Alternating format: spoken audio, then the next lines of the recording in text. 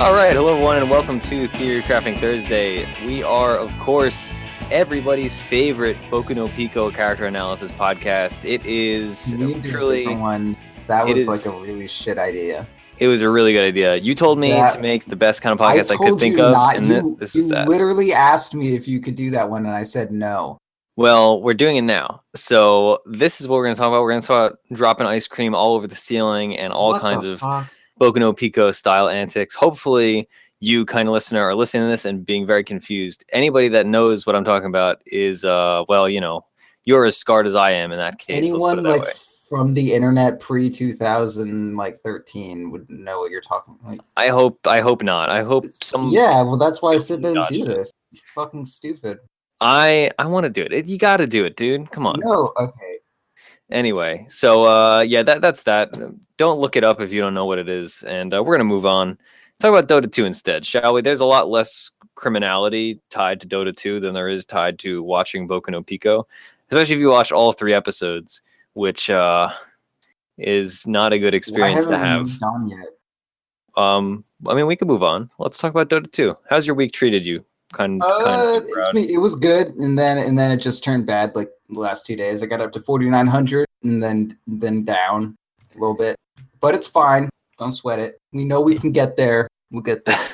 So I feel like you know how we do State of Affairs. It used to be like a every episode thing. Now we do it, you know, every once in a while. But I've realized that every time I think like, oh man, we should do State of Affairs, it's always when I'm at a high point.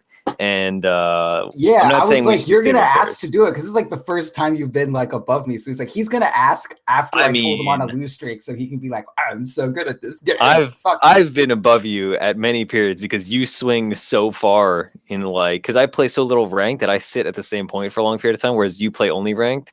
I guess that's fair. Yeah, you'll swing like 4,700 to 4,200 to 4,900 to 4,300. Like, yeah, no, that's true.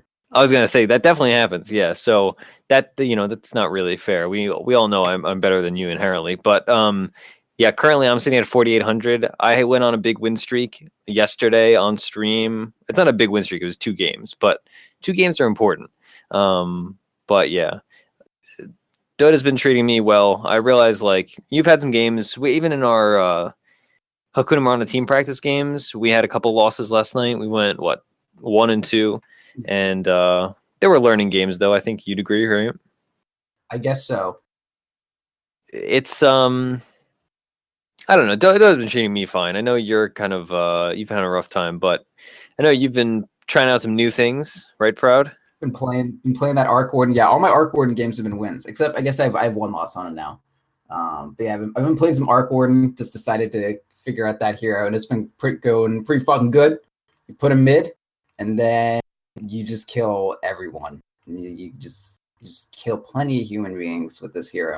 It's great. And my items, it's fun.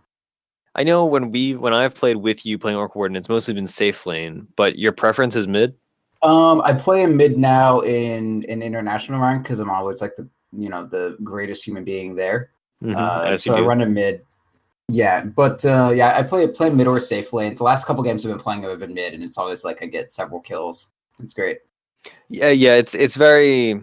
I've played against Arc Warden, and I've midded against Arc Warden, and it's a hero that, like, it has the additional factor. We talk about this a lot on the show in various combos and various discussions. That he has the factor of like he's picked so infrequently that playing against him, while not hard in theory, is like really hard to adjust to.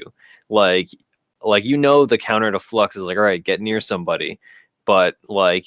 Internally, you have to like decide that compared to a hero that you see regularly that you're like, oh, the counter to blank skill is to do X. Yeah. You know, so that's definitely something that really messes me up playing against Arc Warden. So I'm glad that you're playing it and not people on the other me team. Yeah, I feel like he's gonna get added to captain's mode soon. So I want to have him in the pocket. He's like similar to. I mean, his micro is similar to Lone Druid micro. And that you need to like do things carefully with your individual units as opposed to Meepo, where you just like do your fucking macro and all your Meepos poof, and then you right click something and you micro them all away individually and tab to throw nets and shit. But yeah, Arc Warden, man, each individual fucking little guy you make is gonna do different shit. He's got a lot of item builds. It's really cool. Yeah, I definitely, and again, it's something we talk about very regularly, and it's a common theme among heroes we like are heroes that have a lot of item builds, and he definitely has that. We've seen a variety of item builds, especially post nerf. So like nowadays, it's not the like brain dead, like all right, you build Necro and then you go rapier, rapier, rapier, and then you just like punch buildings with Oh yeah, with Mask of Madness, rapier, BKB. Like that yeah. stuff is not in vogue anymore. So. You still go Midas, but yeah, you do not go the Necro, or you absolutely don't build a Rapier because your double can't even get the bonus of a Rapier. Yeah, so I mean, you go like fucking get the Aquila as fast as possible, and then Midas, and then Travels, and you can either go if there's like an illusion build that's pretty decent, where you just go like Manta Diffusal, and that's strong, and then there's the Mjolnir build, which is you just go Mjolnir instead. And I like going Mjolnir straight into BKB. I think that's strong. And yeah, you can really honestly go anywhere, but you just want to build them as like a kind of generic right clicker. And then your ulti is you get 2 generic right clickers with farm. And that's pretty solid. Like his abilities are strong. He's got a steroid in his W for some more attack speed. And you can split push and wave clear pretty well. So he's good. There's a lot of cool shit you can do with him. Oh, E-Blade, man. E-Blade on this hero. Like I've played against Ursas almost every game I play Arc Warden, and I just build an E-Blade and I just like fucking keep E-Blading all my teammates and shit. It's hilarious. Huh, that's pretty nice. All right, well, anything else like standing out in your previous week in Dota so far? We played a Medusa game, and that was hilarious. Nah, I've been playing a lot of Arc Warden. Yep, everything else pretty standard. Got the standard jug builds, playing some Shadow Demon when I was supporting, et cetera, et cetera. Yeah, and I think my week in Dota, like I've been playing a lot of different heroes as usual. I have, a few Invoker games, a couple Ember Spirit games, but mostly just, supports. I started playing a little more Coddle because I realize, like, I think everybody at this point realizes that he's a really good pick in certain niches, like against the classic one is against Timbersaw. So I've been trying to practice it a little. I've had some success on it, but the hero definitely, I was saying this during one of our Hakuna Marana team practices, I think, that it's a hero that when he's doing well, like when you're doing well on him, you feel like, wow, this hero is so good. And when doing poorly on him, you think like, wow, this is the worst hero in Dota 2. He is, I would say he's one of the worst supports to be playing from behind. Like he really needs to have like, whether it's personally a net worth advantage over the enemy supports or just in like the grand scheme of things have a decent net worth, or your whole team needs to be playing from ahead. So that's something I've definitely noticed in Coddle. Like the games I lose, it's because like I'm behind and I can't function from behind because I need so many levels, because like even when you skip his ult, you still have to get chakra and you have to get mana leak and you want to have at least 1 point in illuminate, and if you want to farm you want multiple. So that's something I've noticed. I've been trying to play a little more Oracle. That hero is really fun, really good to know. We played him last week for the show, so I won't harp on that. Winter Wyvern as always, because that's what we play in team practice, because that hero is like crazy strong, and it's one of my, by far my most played support in recent patch, and I'm a big fan. I tried to play Lina again. We did that during a 5-stack that you and I were both participating in. Lina's a hero. I think anybody that's listened to the show for a while, everybody knows that's like one of my favorite heroes. She is my second or third most played hero, and I think Kunkka may have overtaken her. But she's super fun, but she's very weak in the current patch due to raindrops and a few other factors that I won't drag on and on about. But she's fun. She got a really minor nerf in 6.88, or excuse me, a really minor buff in 6.88C, where she got a plus 0.1, or rather, they took 0.1 off of her BAT from 1.7 down to 1.6, but it doesn't actually affect the hero that much because she still is like, it's almost unnoticeable unless you have at least 2 stacks of Fiery Soul. But because of my love of Lina, I've been trying to like work around her weaknesses and make a build, and I've been doing a lot of research amongst like top Lina players, and the consensus is still like you do the like either phase or mana boots and then bottle Aether Lens, Yules, Aghanim's, Bloodstone, stuff like that.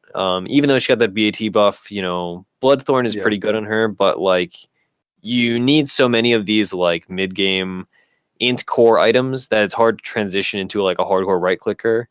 So the hero's in a weird place, I'll say that much. But she's pickable. She's pickably bad, not unpickably bad.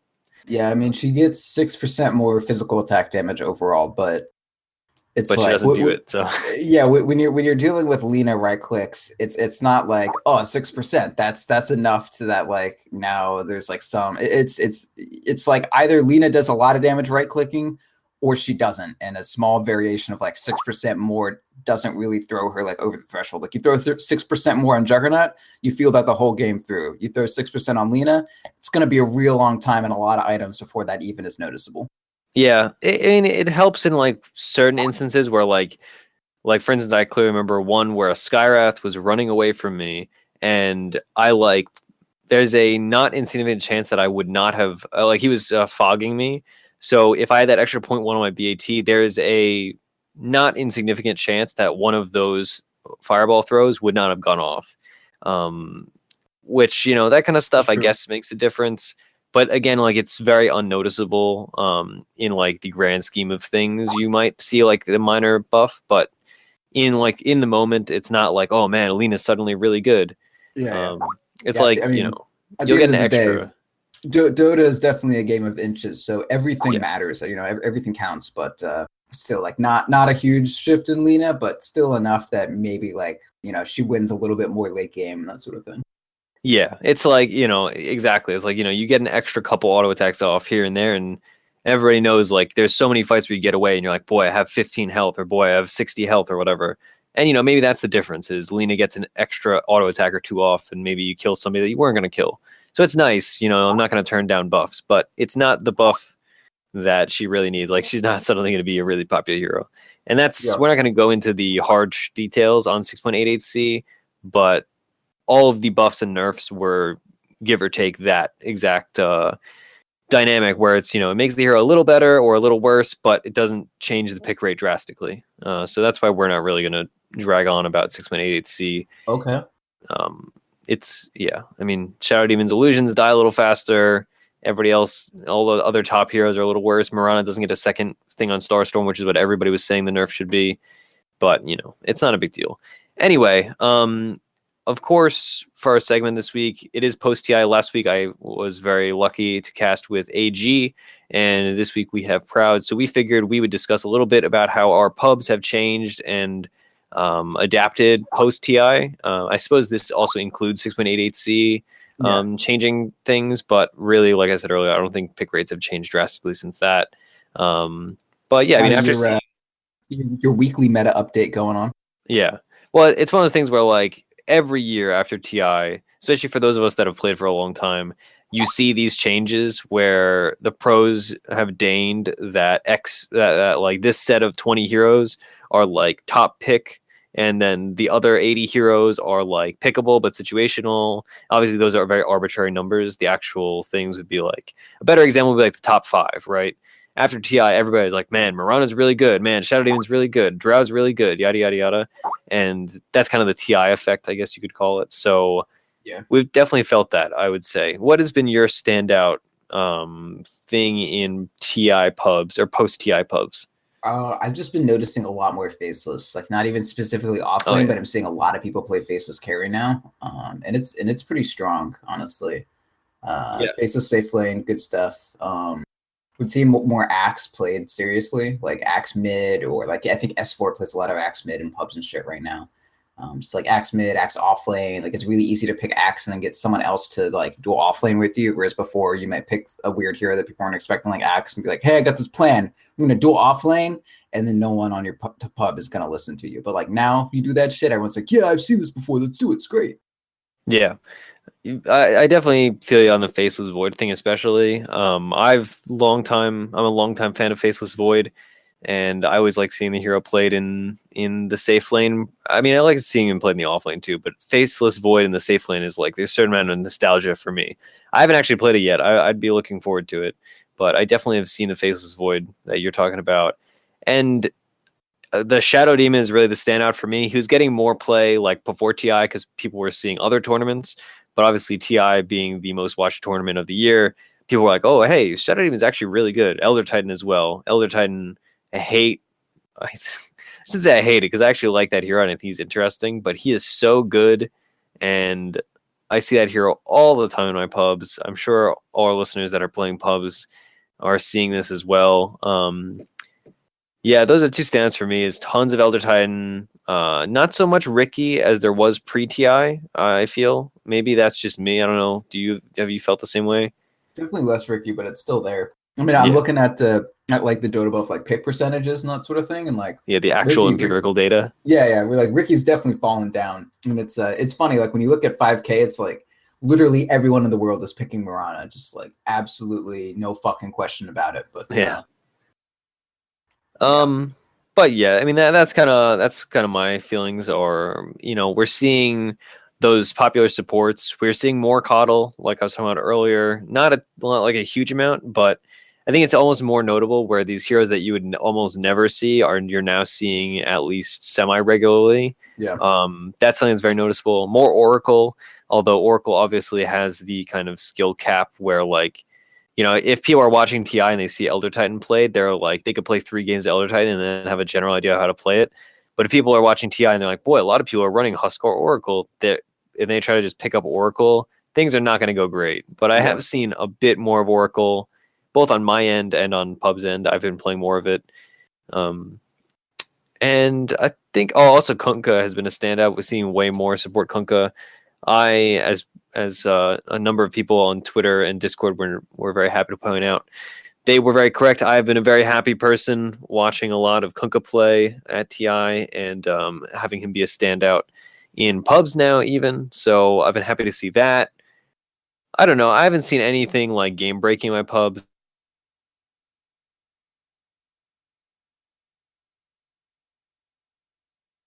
Around Marana, I suppose. Let's see. Anything else, Proud, as far as your post-TI pubs? I think I'm about shot.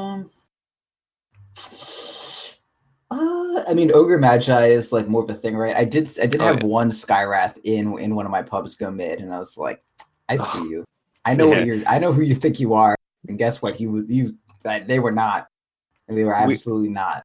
We actually just beat a Skywrath mid. I was just playing What a surprise. With Grouty and Cyphus, and Grouty kept getting. I mean, Skywrath. So Skywrath is one of these heroes that, when it comes to mid laners, I think there are a number of mid laners, or like a select few, that people pick because they're like, oh man, it's an easy mid. I always win mid on Skywrath, and it's like, yes, of course you win mid on Skywrath, but you don't win the game. There's a. We've talked about this with combos as well for the show. Is there are certain combos or mid laners or safe laners or whatever that you'll win the lane but lose the game, and that's how I like to think of Skywrath mid. Is in certain very specific situations, I guess it can be good, but like the other 99% of the time, it's going to be bad. And yeah, sure, you'll win your lane and be able to say easy mid at the end of the game, but you're going to end up dying and losing lane because it's like the most gankable hero in the world. So that's my 2 cents on Skywrath mid. Don't do it. Also, if you win the lane, obviously you're going to win the lane, but you're going to lose the game. So that's That's pretty shit. That's for sure. Yeah, that's about it for me, I suppose. Any last thoughts on post-TI before we hop into our combo this week that I'm sure everybody listening knows at least one of the 2 heroes we're playing for our combo? Yeah, not really. Just there's so much Marana, and you see Pudge sometimes. Invoker still a thing, and whatever. That's it. People are playing Storm again, but whatever. Yeah, God, I hate Storm so much. Anyway, I definitely have seen that. Yeah. What would Dota 2 be without Storm pickers, really? Just Pudge pickers, probably. Yeah, that's true. And Techies pickers, I suppose. You'd have like the 3 groups and you'd eliminate one of them. Yeah. I would put Storm on the same tier as Pudge and Techies, though. I would when you say like there are certain heroes that people are like X picker. Like you have Techies pickers and you have Pudge pickers and Storm pickers and like Invoker outranks Storm on the like pickers tier list. Yeah, no, that's fair. But I also think like it's because I'm an Invoker player, but I think Storm is way more annoying than Invoker. And I'm gonna throw Slark as more annoying than Storm. That's true too. There are Slark pickers, but like you wouldn't. The 5th most annoying spammers are Storm spammers. Maybe. Yeah. That's close. Like, if Storm was good, I'd agree. All right, let's move on. Yeah. Well, anyway, like what I was getting at more is like, you hear about people that are like Storm pickers, etc., Invoker pickers, Slark pickers, but you never hear about people being like, oh yeah, he's a Pugna picker. Like that's not like a group within Dota 2. Like Yeah, sure, like you can have an that's true. individual. Like storm pickers are like a clan. Like they are a breed of human beings that pick that I hero. know Same it. with We got Techies the Bear pickers. Clan for our lone druid players. Yep. All right. Anyway, let's move on to our hero. We have two heroes, but one is clearly more We're important than playing the other. Underlord, We by are the playing way. Underlord. I suppose, like by this point in the week, the hero's been out for 2 days, so most people have picked it or lost with it or lost against it. Um, the hero is not rocket science. I will say that much. He's an interesting hero for sure, but when we compare him to some other new heroes that have come out, he is not like an Oracle level complicated hero or a Techies level like absurdly game changing hero or anything like that. He is relatively similar, and he's just like an AoE control hero. He's pretty fine. Yeah, there's not a lot more to it than that. He's just like fucking. He's pretty tanky. He like reduces damage. He has solid fucking solid AoE damage, and like it's percentage based too, right? So it just scales the entire time. And then his goddamn root is huge, and it's pretty spammable. It's like I don't know. It He pierces just BKB. he wants it pierces BKB. Yeah, he just wants to be in the middle of a team fight, and all his abilities go down to 12 second cooldown on Malice when it's maxed, and on Firestorm. So his CC and his huge damage that goes around it both have like perfect perfect timings together. And then as soon as you like win a team fight, you can dark rift your whole team and take an objective somewhere. Like it's pretty strong. Yeah, and also like he has the I forget if you were in this game earlier, but we had actually haven't played today. But in the Underlords I've seen, what happens is like they win a team fight, and like even a support 4 position or 3 position off lane Wraith Underlord comes in, and he has like plus 250 damage from the one fight. Yeah. So I guess just for the sake of it, we will just do a quick run through of his abilities. We won't give specific numbers or anything, but his Q is an AoE damaging ability. It also has a dot that deals percentage-based damage over the health. So that's going to be nice against those strength cores. His W, or his second ability, I suppose, for people that have different layouts, Pit of Malice is an AoE disabling field. Basically, think of it kind of like Disruptor Field, except when you walk into it, you get disabled for a certain amount of time depending on the level of it, and it lasts for 7 seconds. So if you put it out in like a choke point, people are going to have to make the decision either to walk through and get disabled or not walk at all. It also, like we said earlier, it pierces BKB, it reveals invis, and it functions like an ensnare. So it disables things like phase shift from Puck, blink from AM, blink from Quap, stuff like that. There's probably a few others that I'm forgetting about. So it's quite good. I'm not sure if Faceless Void can time walk out of it. I believe you can. I feel like because I'm pretty sure you can also attack during it. So if you're like, it doesn't disarm. Yeah. But yeah, so it's a good ability, but it is not like it's not a stun. So don't think of it like a stun. Like it has additional implications. And you can only be affected once. Like it's not like going to keep doing it if you go in and out. And his aura, which is obviously passive, what it does is it reduces damage from enemies, and based on their base damage. So this is very useful against cores that build a lot of stats. Think like Morphling or Slark. Those heroes that, if a hero builds a lot of plus damage, like a PA, let's say, or a Jug, they are going to be less effective than a core that's building Scotty and SNY and stuff like that. That's very stat heavy.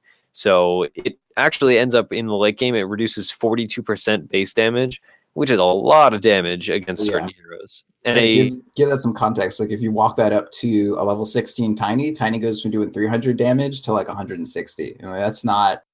Tiny's not balanced around ever doing less than 300 fucking damage once he's 16. So that's absurd.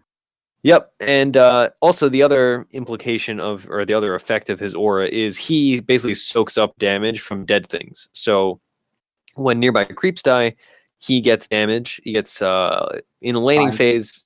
This is a big value point skill. That's for sure. You get 5 per creep, and you also get damage added for hero deaths.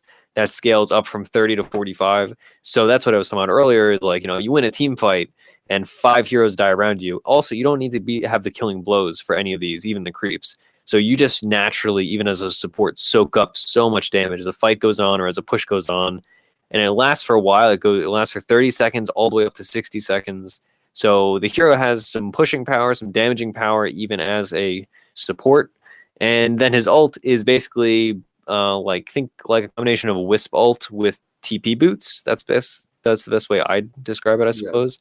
He basically channels in an AoE around him, and then at the end of the channel, he TPs him and anybody within like whatever it is, like 300 units, back to base or to a creep or wherever. Yeah. Again, like Proud was talking about earlier. I would call it's just like AoE boots of travel. Yeah. Yeah, well, yeah, also it brings other people. So right, it's like AoE. Yeah, AoE. Yes, okay. And you can save people with it. Actually, I did see some cool plays where it's like Rush travels to save people every 2 minutes. Hilarious. It's some. But that's kind of the like big implication of the hero, right? Like he has a cool kit overall, but his ult is the real like potentially game-changing ability, I guess is how I'd say it. Which that's how it is for most heroes. His ult is the most like fucking highlight-worthy thing about his arsenal. Yeah, I'm excited for him to be in captain's mode so we can see it in like pro games because this is what Zyori was actually saying on he was casting the other day. He's like, yeah, I can't wait for that hero to be in because that's gonna make some sick moments for like just crazy base races or what have you. So the hero's fun. Fucking if EGM or Bulldog masters this hero and you got Alliance with the ability to teleport their entire lineup, like that's gonna be some shit. That's for sure. So I guess the other important thing about this hero, also he's a strength hero. He has pretty good stats overall. Let's see, he starts with 25 strength, 12 agi, and 17 int. So he has like 800 health or something, and then he's got like 1.3 agi gains. So it's not the worst thing in the world, and he has 3 base armor, which is pretty solid. Yeah. And then his int gain is fine enough that you don't need too many like crazy int items to be casting his spells reliably. And his spells are all pretty cheap, honestly. Like his ulti level 1, 75 mana. Like, all right, sounds good. Yeah, he's definitely a strong hero right now. We'll have to wait and see like once he's really figured out if he's like OP or not. But right now, in my experience, like he definitely is a strong hero in the right hands, a awful hero in the wrong hands, and that's I think where like a new hero should be, right? He's not like a standout crazy OP hero like you're comparing this to like Wyvern. When Wyvern first came out, her ult was absurdly strong. And nothing is that obviously OP from Underlord so far. So correct myself real quick. He actually has 700 starting health, but and he also has 65 damage too. Like I don't know. Whenever that's a lot and a great animation. Yeah, and a really solid animation. It's like whenever I see a new hero, I just thank my fucking lucky ass stars. Whenever it's someone I like and they have cool stats that like aren't often going to be nerfed, like when a hero has decent move speed. I'm like, all right, like nerf anything about this hero except the move speed, like the real quality of life stats, like decent starting damage and move speed. Like, yeah, maybe they'll nerf one of his abilities is too strong, but I'll still be able to play a hero and walk out at the front fucking like as soon as the horn blares, like I'm not walking at 280. At least I'm not walking at fucking 280 the whole game. So I'm just happy whenever a hero has like decent base stats that aren't like, the first thing to get nerfed about the hero. Yep. And so along with that, let's talk about the positions to play him in. This has kind of been, I'd say there's some contention, kind of like when any new hero comes out or when most new heroes come out, like in where's the best place to play him. Okay. I think can we pretend to have really different opinions and like argue about it very like heatedly? Sure. I would love to do that. As long as none of us has to argue the really dumb positions. Okay, well yeah. I'm gonna talk about like jungling and a 4 and you can talk about offlane. Okay. All right. I'm down for it. Anyway, so we can both agree that like the 2 best positions to play him in are 3 and 4, so off lane. Well, the only good position is 4, but that's fine, whatever. Well, all right. I appreciate your argument already. Thank you. But the important thing is that he is definitely not a 1, and he's like some people have made arguments that in certain situations, in certain matchups, he can be a 2. Because atrophy aura is quite good, and like if you have that against like a melee hero that's stat based, like it has some weird potential, but in general, first game I would not against call him mid. Our Dragon Knight or someone random to Dragon Knight and went against fucking Underlord mid, and then like the first 2 waves he just said like GG, this sucks. Yeah, it sucks, but it's like the other unplayable. It's incredible. But the other thing about him as a mid is he's not going to do as much with farm as a lot of other mids nowadays. But the other thing is Atrophy Aura naturally pushes because that minus base damage also applies to creeps. So he can't really manage his equilibrium. And like, yeah, I suppose you can play him as like a mid and then push your tower real early, get like a 5-6 minute tower with like the first catapult, and then transition and like roam around. But he's not a traditional mid. I'll say that much. Like, he's definitely not a first pick mid. It's more of an annoying mid than like a very fucking like formidable mid. Yeah. It's but like, situationally, it's like you throw a Bane mid and then he enfeebles you. You're like, well, I hate my fucking life, but at least I know I'm gonna win this game of Dota 2. Exactly. That's the best example for sure. And people used to do that with the roaming Bane. Is like he would just roam to mid lane and enfeeble the enemy and be like, all right, cool, you're playing Shadow Fiend and you've lost the first 4 waves, so have fun, buddy. Anyway, do you want to make your argument first, or should I make mine? All right. So Underlord, my good friends, he's best as a support. He doesn't actually scale too well. You don't get quite as much out of an offlane Underlord as you do like a Faceless Void or a Timber Saw or any of these huge teamfight ulti guys, or ones who do as well in like dual offlanes and can be like real tempo based, like a Slardar or an Axe or something like that. And he actually has very good jungling for the most part. Like if you're against a tri-lane as an Underlord, you're probably just going to get zoned very quickly and then have to go jungle. So if you treat it kind of like a Night Stalker where you're a support and you've got good ganks, but you don't really do that much at level 1 and you're not quite worth the investment of like a core in the off lane, just like buy an Iron Talent early, jungle until like 3:30 and then just like suicide or go secure the top rune or whatever. And then you can get yourself like a real fast level 4. And then when you got like a couple points in Atrophy Aura, or you can get 2 points in Firestorm, kind of just, take it by the game and then just go around winning your lanes and ganking. I think that's the best way to do it. You can always get farm. If, the offlaner needs help after the first few minutes, you can go there. You can kind of just go wherever. Like, I really don't think he's worth core farm. And I think if you do think that, then you're a fucking piece of shit idiot. Because I contractually obligated to be against offlining him right now. I just think that's the best way to play him. Like he's going to build Greaves and that sort of thing. Like you just get some nice reliable farm. You get some fucking boots. You get some mana boots. You get some Greaves. You get some drums. You get some Vlads. Don't matter. You just go with all these supporty ass fucking aura shits and let your cores do crazy shit. And then you go. As somebody contractually obligated to argue the other way and say that offlane is the way to play him, I mean, offlane is the way to play him, right?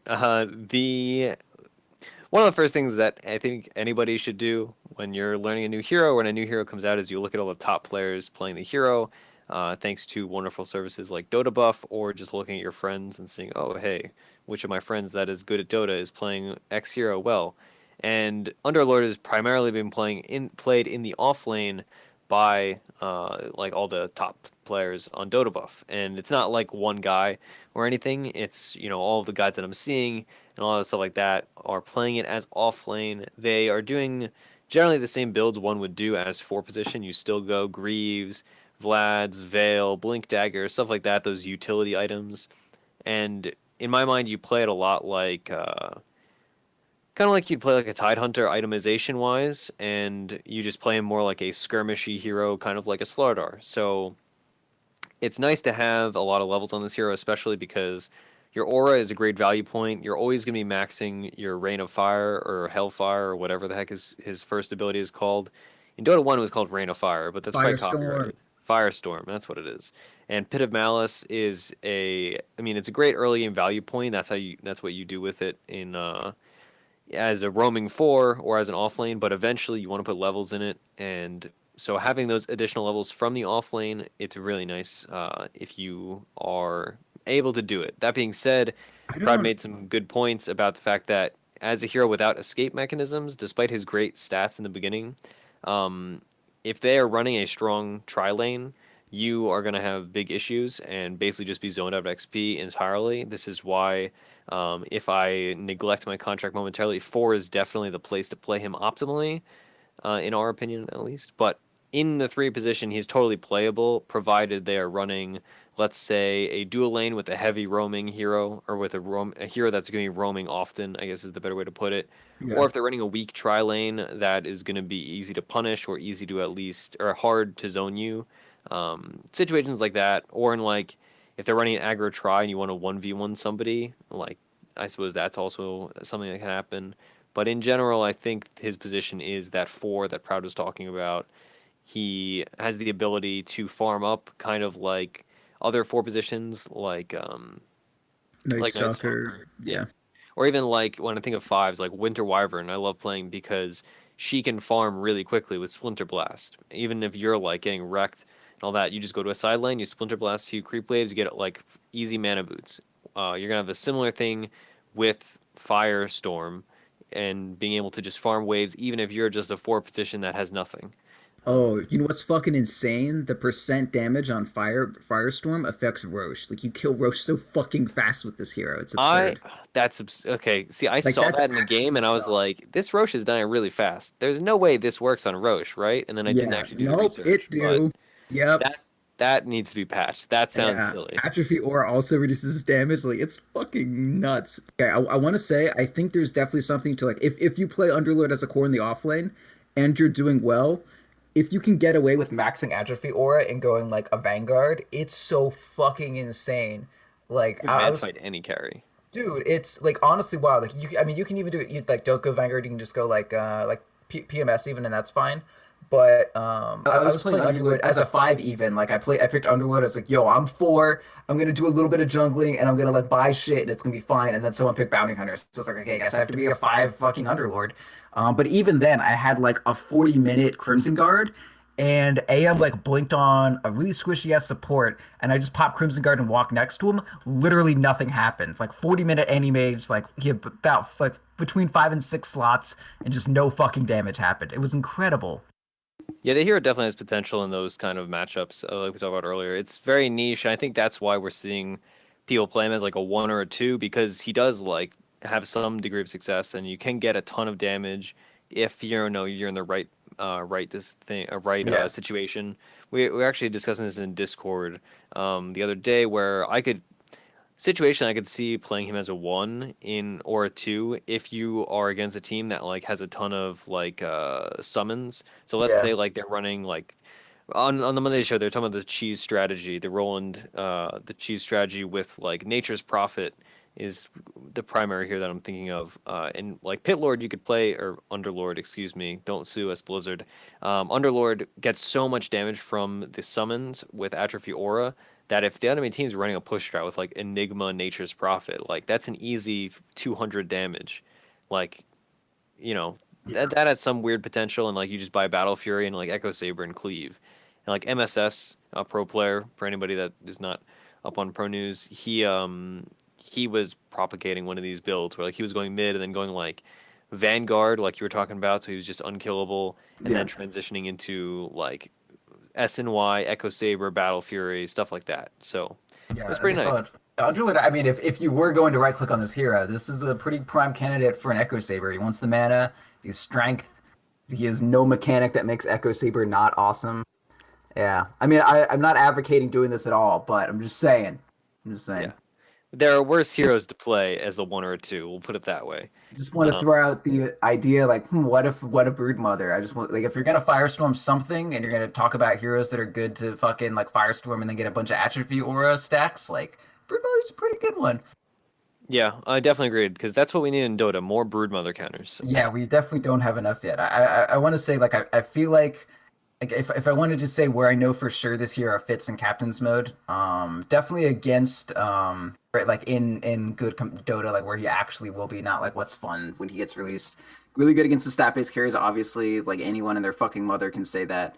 But being able to be a 4 and also have very strong counter push is pretty good. Like a greedy 4, like you think like a Night Stalker, or I mean like Sand King has pretty good counter push, but he makes your lanes a little bit weaker to run, which is normally bad against a team that's going to do a push, like if they have a Chen strat or like a Zeus strat or something like that. But Underlord is one of the best heroes against Zeus strats that I can think of right now. So definitely, if someone's looking to 5-man you and ball down your towers, Underlord, his AOE is spammable. You can do 2 firestorms per wave basically, and he's got a pit of malice basically every time he's got a firestorm, and then he's going to get a bunch of damage off the off all the summons that he kills, and then right after that you fucking Dark Rift and you counter push. So I definitely really like Underlord against Zeus strats. That's probably like 100% the absolute best situation for him, but that's just my opinion, which is always right. Yeah, I agree with you. I think definitely it's one of those heroes that's like you don't have to commit a lot to deep push a ton, right? Like you just throw Yeah. down Firestorm and they're miserable and like they can't push into it easily. It's kind of like a March of the Machines, right? Like the Tinker doesn't have to put himself in a dangerous situation to throw out a March. Like he can just do it. Same Sure. thing with Pit of Malice. And like it's one of those spells that's like just the right size to cover a lane if they're trying to push stuff like that. So or like just big enough to cover a ramp, stuff like that. So this hero definitely the way you want to play him, both within team fights and within the greater scheme of the game when it comes to deep pushing or pushing, etc. Is you want to get people in these choke points and you want to combo this hero with other heroes that have AoE control. So like I saw a particularly effective Underlord game. I think it was actually on Roland's stream where he had an axe on his team. So axe would Oh call, yeah. Underlord would have Rain of Fire coming down, and then as axe call was finishing, you throw Pit of Malice. They're stuck there for even longer. Sure. Like a Faceless Void was another suggestion that people were Yep. talking about. It was like, you just put Rain of Fire inside a Chronosphere, and boy, it's pretty good. Pretty good. Turns out works pretty well. So that's about the hero. I know we talked about itemization very briefly. In the early game, you're gonna want a Soul Ring, like Soul Ring Tranquils, Mana Really, Boots. I don't feel like you. I don't know. I didn't go soaring. I feel like you just go mana boots or just stick with brown boots. Yeah, I mean, if you can get away with the Mana Boots, but he's also a hero that can definitely pull off a Soul Ring thanks to like his I don't know what his HP regen is naturally, I think it's but standard. I've Is it been something different? I haven't seen anything about I've been that. seeing a good bit of Soul Ring on him. But Okay. yeah, I think if you can afford it early game as a roaming four, like yeah, sure, go Mana Boots, but he's not like I think he's a fine Soul Ring carrier. But I anyway, don't know. I most feel like I epic would item rather go like Earn on this guy than Soul Ring. earns Personally, fine. I I think think he's a definitely great Earn. Like if you're a support, he's a great Earn carrier. yeah, I mean most roaming fours are good earn carriers though, to be fair. Yeah. The hero has a lot of item builds though. It's kind of natural within his position that he doesn't have any standout items. He doesn't have an Aghanims upgrade that's stellar or at all. And he doesn't need that mobility. So it's kind of like, oh hey, we need a Vlad's, let's build a Vlad's. Oh, we need a pipe. Oh, Underlord, build a pipe. Oh, we need initiation. Okay, go Blink Force and like Pit of Malice. Oh, we need, et cetera, et cetera, et cetera. So the builds are going to change a lot every game, but I think he's definitely a good carrier for all these aura items because he's naturally tanky. He's naturally going to be living through fights. He wants to be in the middle of fights. Like that's his Yeah, dream. He wants to be putting his 900 radius, fucking 42% damage reduction on as many people as possible, and he wants to be right there when a hero dies, so he can take that momentum into another kill. So you yeah, want to be tanky and you want auras. Rather you want to be tanky and you want to stick in fights, but you're not a main right clicker or anything. So that naturally leads you to like what items help you do that. Vlad's gets you tankier and gives you a reason to want to like be in fights and helps you right click a little bit. He's kind of like that middle of the road. Like you want kind of everything. Like Veil's good, Mech is good, Greaves are good, fucking Drums is good. Is everything. yeah. He just has the natural like stats that he can acquiesce to any build that is necessary for your team. And Veil definitely was one of the standout items I think because like it's relatively cheap nowadays to build a Veil, but Oh he yeah. benefits so much from the Veil stats. Like you just said, he's going to want to be in the middle of fights, so you want to have that additional few armor. He needs like his int pool or his mana pool is fine, but having that additional int is really going to secure him that extra few firestorms. Yeah. And like all the other stats are also just like generally good for him. So he doesn't do as much magic damage to necessitate building one just for himself, but if you have a team that also does some form of magic damage in addition to Underlord, which most of the time you are going to have that, Veil's a solid Yeah. item on him. And yeah, I think Vlad's and like Blade Mail are the standout items. Like Blade Mail similarly just gives him a lot of stats that he wants. He wants to be in the middle of that fight. He demands attention. Therefore, people are going to hit him. Therefore, Blade Mail is going to do a lot of damage. And he has the health pool to support a Blade Mail dealing a lot of damage or reflecting a lot of damage. So that's the most picked up item currently on Dota buff on him. So Yeah. Yeah, I that's guess Underlord. Playbill makes a lot of sense. I really like drums on him. Like the move Yeah. speed is great. And just I don't know, like drum charges just seem so like they fit the hero so well. Like you're kind of passive, and then you get the first kill, then you pop a drum charge, and you get attack speed based like you get plus 30 damage, and then you also have like basically a full item's worth of attack speed once you pop the drums, and you got like drums, and you're like actually a real right clicker when you need to be. It seems really good. Yeah, absolutely. All right, so any more thoughts on Underlord before we hop into the hero we're comboing with him, which will be obviously a quick discussion because turns out the hero we're comboing him with him is not a new hero. Yeah, we haven't even said we don't even know what it's gonna be. We don't know what it's going to be. We know what it's going to be, though, actually. We are going to be playing Do we? Tusk with him. Oh, we decided on that. Yeah. We did decide on that in an aggro dual lane. The Tusk is kind of we kind of decided on this because there are some nice synergies with Underlord for heroes, but none of that are really like stand out like super super good. Like we already discussed a few in our Underlord segment talking about you want AoE control. So there are a lot of options, but we thought Tusk would be fun first and foremost. We don't play a lot of Tusk. Tusk is not a super common hero, and he lends himself well to that kind of just like fighting, skirmishy build or skirmishy kind of game state that Underlord flourishes in. You can throw your sigil on them and keep them in Firestorm for longer. Sets up for Pit of Malice. He's going to have a lot of plus damage, so you want to get him in and attacking people. Hence, I mean, then the snowball is going to help him. Again, more AoE like map control thanks to the ice shards. Like there's some interesting synergy. Again, this is not like this is not a super amazing like gimmicky combo. It's just kind of like two heroes that'll be fun to play together. Well, mostly we just want to show off Underlord. Yeah, Underlord is a hero. Like when you're getting aggressive with him, he's definitely a really good carrier of like an Orb of Venom. But you have so many items that you want to buy that it's nice that you can just have like the Tusk buy the Orb of Venom, and then you just like be aggressive off of that, and you can buy your own items on Underlord. Yeah, totally. Underlord definitely suffers from the fact that like he is going to be item starved because there's so many good items on him. Like many supports nowadays, especially melee supports, where it's like, all right, we want boots. You probably want a magic stick or a magic wand. You want a windlace. You want an orb of venom. You need to have a TP scroll. You need to have wards. You might need to have dust. You might want to have a smoke. Like there's so many items that like some stuff has to get left by the wayside. So maybe you can't pick up that orb of venom that you want to. So you have a hero like Tusk that will do well. Also, these are two heroes that don't need a ton of farm, but do things with farm. So if we're running this kind of aggro duo lane, either of us can be left alone while the other one roams if like mid has a problem or top lane has a problem or bottom lane or whatever. But both like if one of us ends up getting more kills or more farm than the other one, then it's like, oh, okay, well now we have an early medallion on Tusk, or oh we have an early Vlad's on Underlord, etc. Whatever the game necessitates build wise. But so Yeah. it's mostly just fun, honestly. Like we want to really showcase Underlord. So. I just can't wait for him to get banned in like 3 games in a row, and then we can never do this. Yeah, that was our primary concern with this, honestly. So hopefully it won't take us all night to play this combo. But here's the strat: if you want to play a hero that's often going to be banned, don't ban anything yourself. That way, less heroes are banned. Yeah, or if he gets banned early on, just like ban a bunch of things that are not him. Like have your entire 5 stack, which we're not playing in a 5 stack, but have your entire 5 stack. Just ban other heroes. Yes.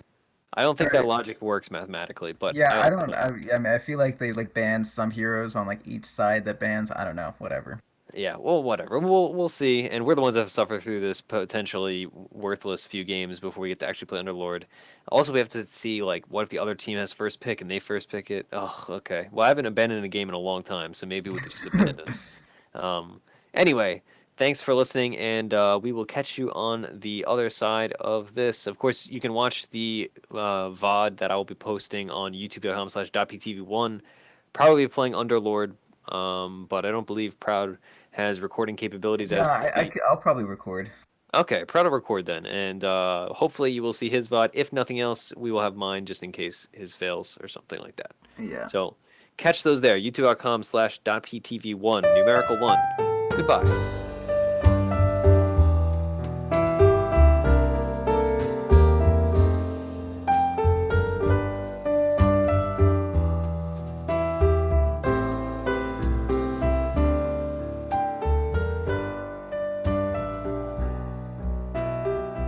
Alright, we're back. We just finished our game.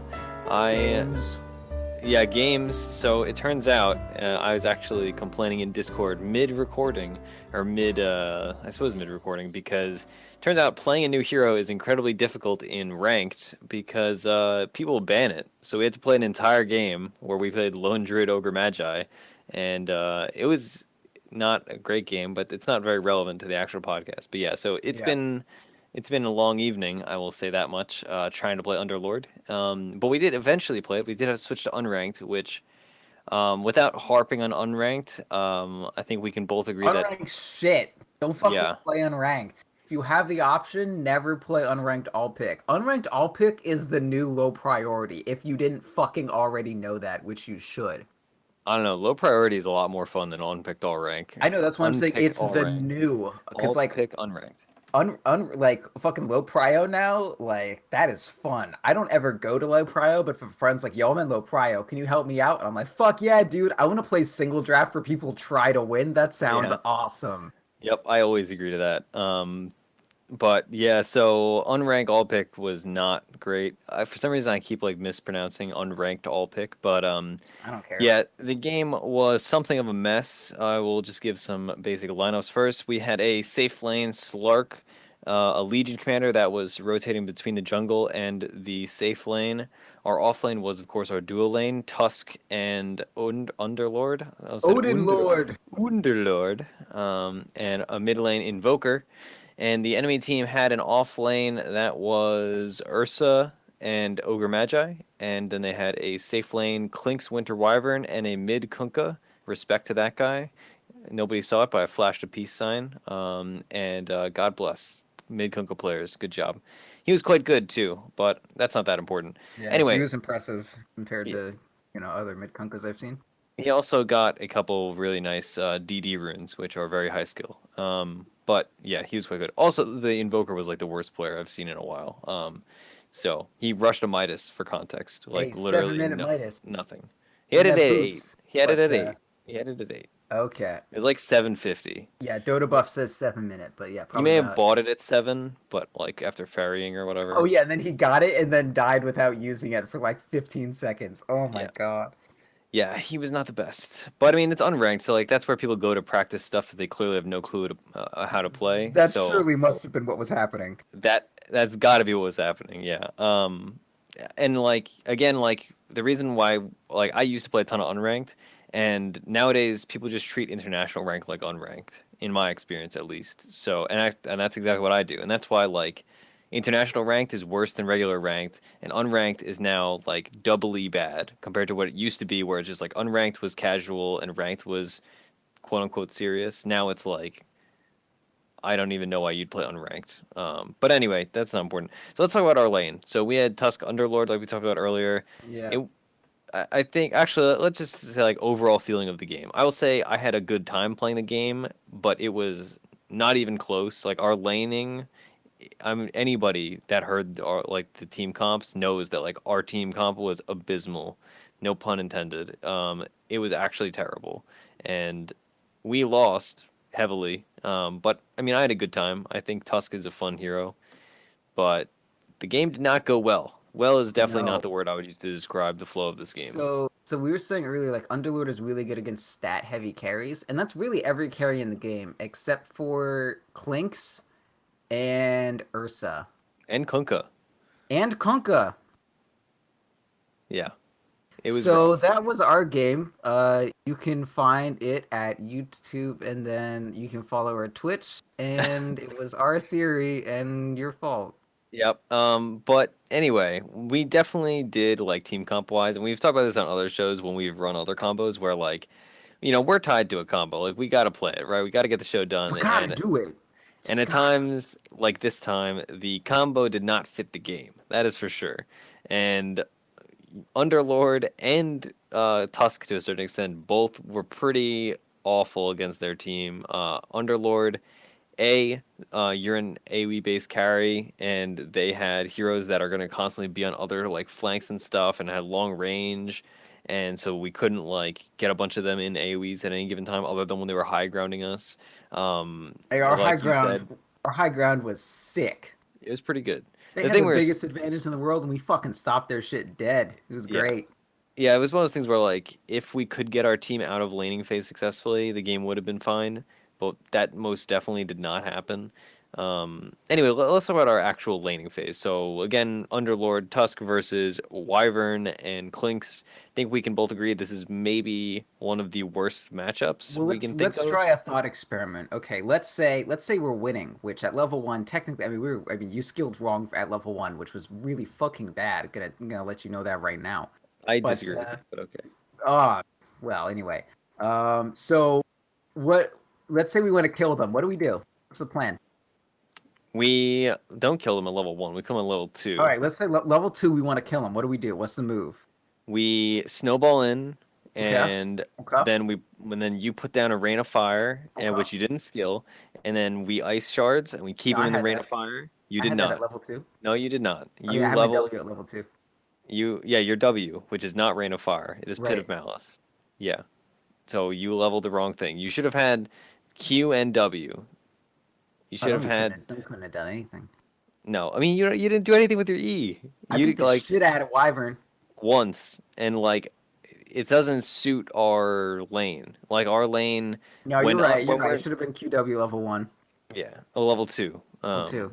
But yeah, regardless, we even if you did do that, like the Wyvern heal, like we died All right. diving them because like Wyvern heal just counters us entirely, and like we didn't have vision. They're super mobile. Like Wyvern would fly over trees, Clinks would just run away with invisibility, and even when we dust him, like he would still just run away. Yeah, basically, I It was mean, rough. if you fucking go in, trap a Wyvern and ice shards, he presses Q. If we go on Clinks, Wyvern presses E, and then Clinks can't die. And then fucking, if we go on Clinks, Clinks can press. No matter who presses E, no one's dying. And then if we decide to run away, fucking, then Clinks just hits us with insane damage that isn't reduced by my goddamn aura. It was some shit. It was not great. It definitely was not great. And then like as the game continued, like our team, A, we had 4 melee, but B, like we kind of naturally were grouping up closer, and Wyvern would just ult one of us and we would all kill somebody, kill each other. Yeah. And like I mean also like I'm biased because I think Wyvern is like one of the best supports in the game right now, and I think she's like woefully underplayed in pro scene and like in high level pubs. But like Wyvern was such a like the perfect pick against our team this game, Oh, yeah. and even the Kunkka too. Like Kunkka loves playing against melee heroes, like a team with a lot of melee heroes, I should say. Like we had 4 melee heroes that all grouped up naturally, and he would just like cleave us, and he had like 2 Daedalus and a rapier by the end of the game. Like Yeah, it was pretty bad. it was pretty terrible. It definitely was pretty terrible. And Just again, like I say, said, be careful with your dark rifts, team.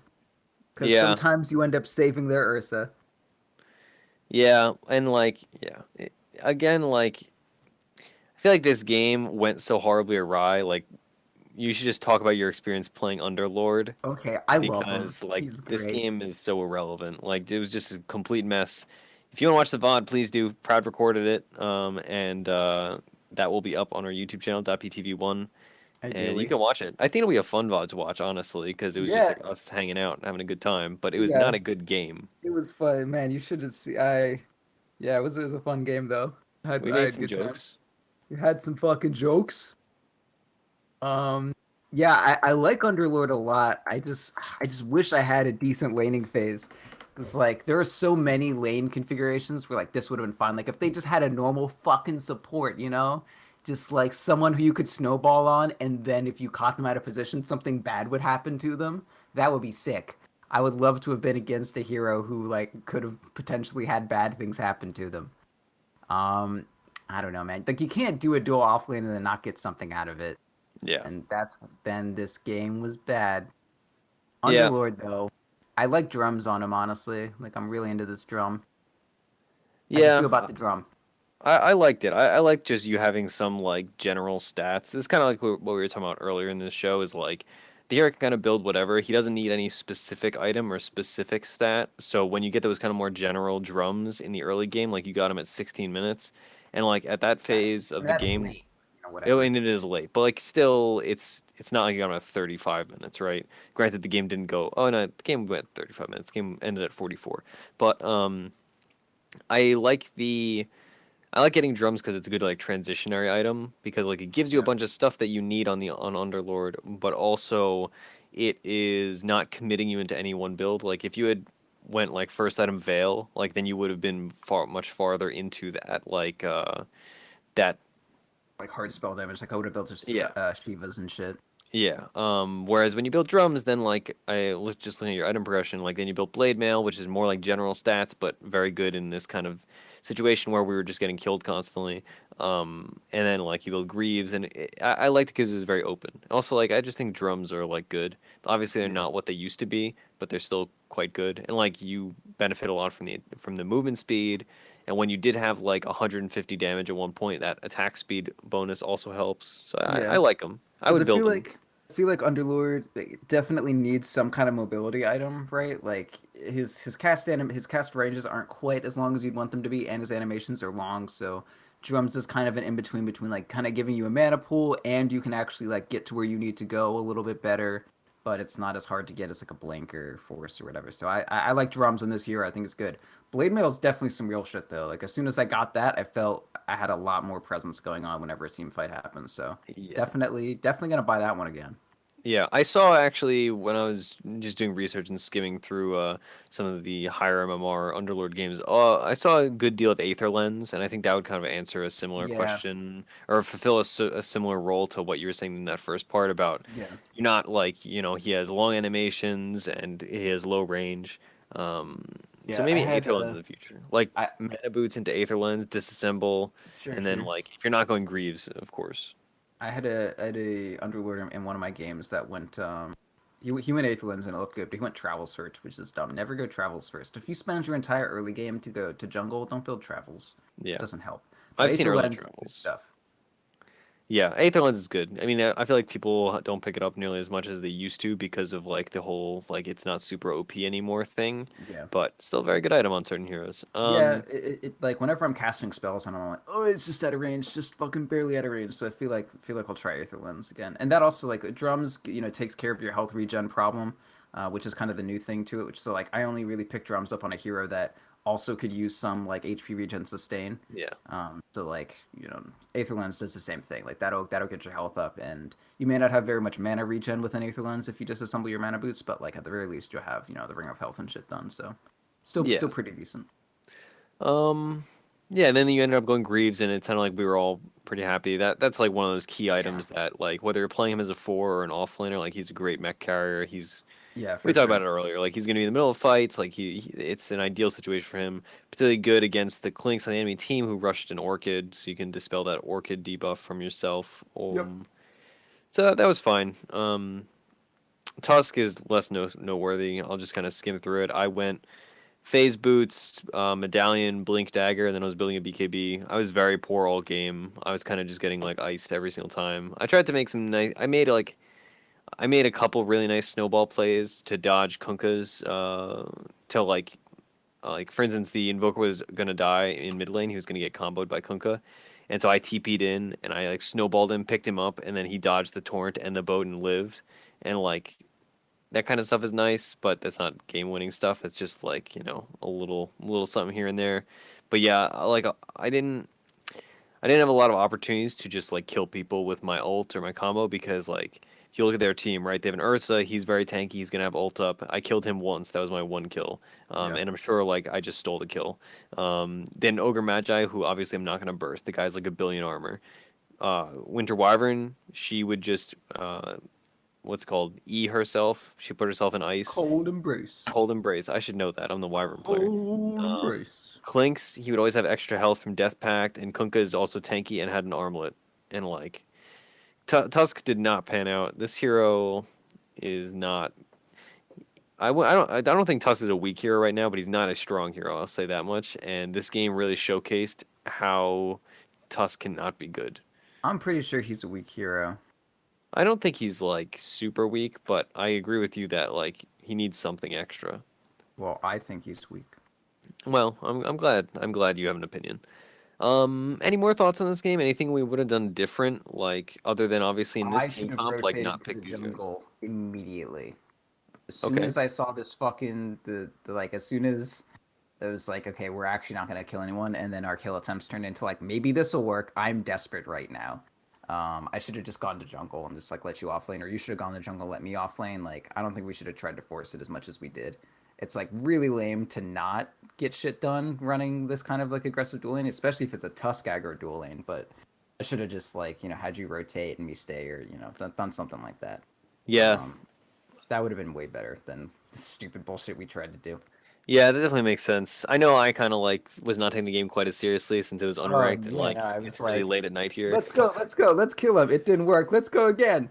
Yeah, and we were like teased because there were enough times where like it almost worked and they'd get away just barely, and we'd be like, all right, we'll get him next time, and then we did not get him next time, and then we die.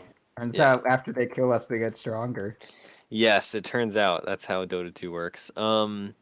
Yeah, unfortunately, like Tusk, like we were talking about how like Night Stalker and fours like that are really successful because they can rotate into the jungle.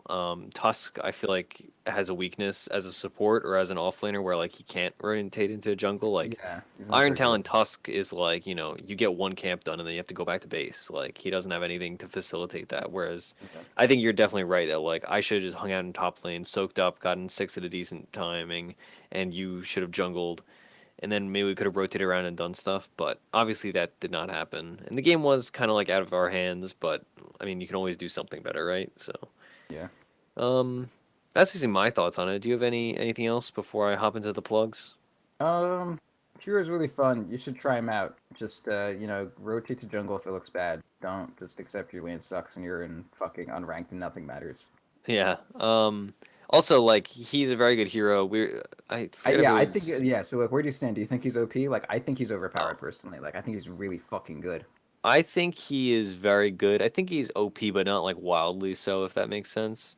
Like, I think he's situationally like crazy strong, and then like in every game he's good, and in some games he's like crazy good. That's how I'll say it. Except in that game when we were like, I feel like any time we play in a game, we're like, well, everything was fine, but we just got in a bad situation. But like in this game in particular, like I actually can't think of any worse carries to go against than fucking like Klinks, Kunkka, and Ursa. Like those are the counters to fucking Underlord. Yeah, I mean, they're not even great heroes. They're just fucking good against Underlord. Yeah, I suppose that is really, if you're learning one thing from this podcast, is that if somebody on the other team picks Underlord and you're playing carry, pick like Klinks or Ursa, and like I wouldn't say pick Kunkka necessarily, but it is a nice, if you are a Kunkka player, it's nice. I wouldn't even necessarily say Ursa, but I mean Ursa is good against him. Klinks is really just like fucking brutal. Like you're never gonna catch him in your AoE. You're never gonna catch that fucking Klinks, but Ursa, like you can kind of catch him. Yeah. I killed Ursa a shit ton with like my Q and shit. It was great, but like in the laning phase, it would have been brutal. Yeah, absolutely. Okay. I mean that's basically all I felt. Yeah, whatever. All I have. Like I don't think he's OP, but I think I think in certain games he's going to be like really OP. But he's definitely good. I'll say that he's definitely good. And I think if like a week from now or like 2 weeks from now, when like people that are like really spamming this hero really figure out like all his like little nuances and like start to make some sick plays with his ult and like blink dagger TP2, like I can see the possibility for some really high skill like impressive plays, like montage worthy plays, 360 no scope, etc. No scope your dark rifts. Yeah, I was gonna say click on the map, find the tower you're looking for. Incredible.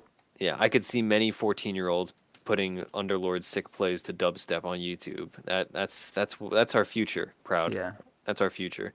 Okay. I think the other nice thing to say while closing out this episode on Underlord is that like he is not a very complicated hero, and so like as a new hero, like even if you're just going into a bot game, like test him out a little bit and at least like figure out like his animations and stuff. Even if you're not planning on playing the hero, like knowing how to play against it, like you can learn so much just spending 5 minutes just casting his abilities and learning learning like the ult takes like X amount of time long so that you can start approximating that stuff compared to just being like, oh, he's a new hero, I don't know.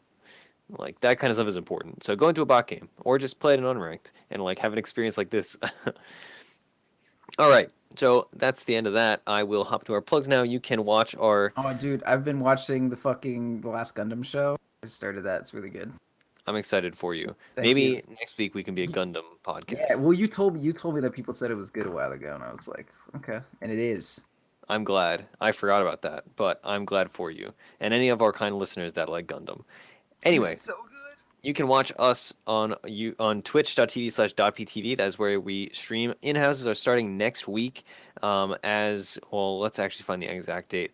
Today is the 25th of August, and we are starting them on the 31st of August at Wednesday, 9 o'clock Eastern. They will be popping off, hosted by none other than Grouty, and they'll be a lot of fun. We're happy to be doing season 3. We just did the giveaway for season 2 last night. If you're listening to this on Thursday, it was a lot of fun. We gave away a whole bunch of stuff, Steam gift cards, etc. And I'm sure we'll be doing that again at the end of season 3. So if you like .p and you want to get involved in the community and you don't know how, the easiest thing to do is just to do the in-houses. They're a lot of fun. Even if you don't want to play, it's always a grand old time on the stream. We always got a good few dozen, at least, people watching, and it's a lot of fun. I really can't speak highly enough of the in-houses. Also, we cast them, so if you want to get a game casted, it's exciting. People like that. Occasionally, Proud and I cast. Unfortunately, not always, because usually there's overlap between our recording and the in-houses. But Flub casts a lot. That's a lie, actually. He very rarely casts, but we have great casters. It's a lot of fun. Anyway, you can watch the VOD from today and all our other content on youtube.com/.ptv1, numerical 1, and additional other things. We upload the podcast there if you prefer YouTube to, podcast apps or what have you, our website, which is defenseofthepatients.com. There's an Amazon banner there. If you would like to support us, click through that, buy whatever you want on Amazon. We get a tiny little cut. It helps us out at no cost to you. You can also support us through Patreon, patreon.com/defenseofthepatients. That helps as well. And iTunes reviews, both of those great ways to support us. We really appreciate it. Every little bit helps. And on Twitter, we are at Ursinity, which is me, at Proud Dota, which is not me, and at @p_show, which is all of us. Not me as in you. Also, Flub, at FlubDota, 2Bs. Don't forget that one. And you can email us at defenseofthepatients.com, defenseofthepatients@gmail.com. If you have input, suggestions, if you want to tell us what you like, what you don't like, and any and all of your desires, we would very much appreciate that input. And last but not least, reddit.com/r/defenseofthepatients is our subreddit. We have had some good discussions there very recently. And also Discord, which is nice. That's, the best way to contact, or the best way to interact with us, but especially I'm on Discord constantly. I'm on Twitter a little more, but Discord's where it's at. You can find that at defenseofthepatients.com/ladder, or if it's not /ladder, just go to the website and click ladder, and whatever the URL for that is. That's where you can find our Discord information. It's a good place. We got a lot. It's the community hub. That's what it is.